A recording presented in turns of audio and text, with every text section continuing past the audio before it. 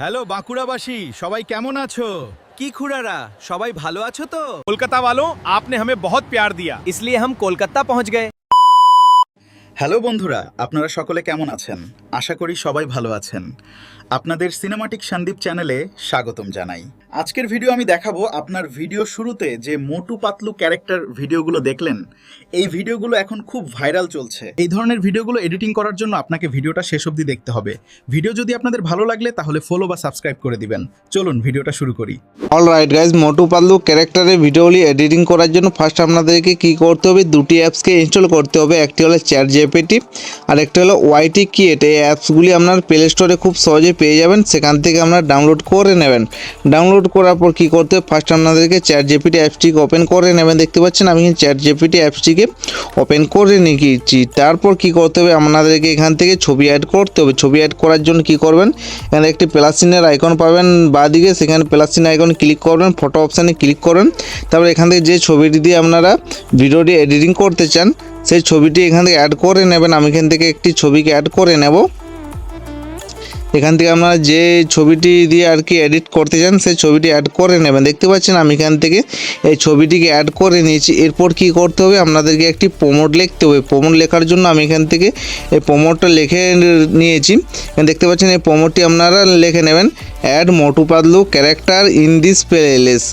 এটা লিখে নেবেন, নাহলে লেখাটি আপনারা স্ক্রিনশট নিয়ে পর এখান থেকে টেক্সটটাকে কপি করে নেবেন। এরপর কি করতে হবে, ছবিটাকে সেন্ড করে দেবেন।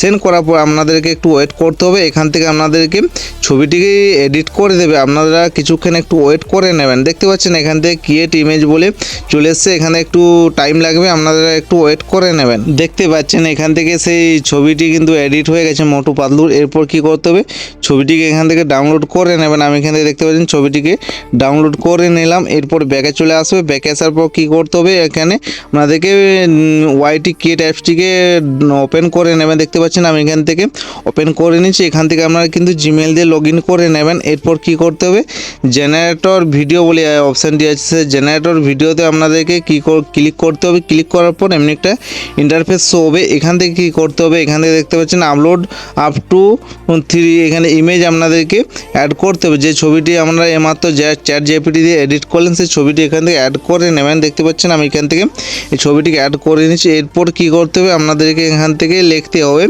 যে ভয়েসটা আপনারা করতে চান সেই ভয়েসটা এখান থেকে আপনাদেরকে লিখতে হবে। আমি এখান থেকে একটি ভয়েস লিখে রেখেছি, আমি এখান থেকে লিখে নিচ্ছি। আপনারা এইভাবে আপনাদের পছন্দের মতো কিন্তু লেখা অ্যাড করে নেবেন। এরপর কি করতে হবে, জেনারেটরে ক্লিক করবেন। তারপর আপনাদেরকে একটু ওয়েট করতে হবে। দেখতে পাচ্ছেন এখান থেকে 0 to 100 পর্যন্ত হবে, তো তখন কিন্তু আপনাদেরকে একটু ওয়েট করে নিতে হবে।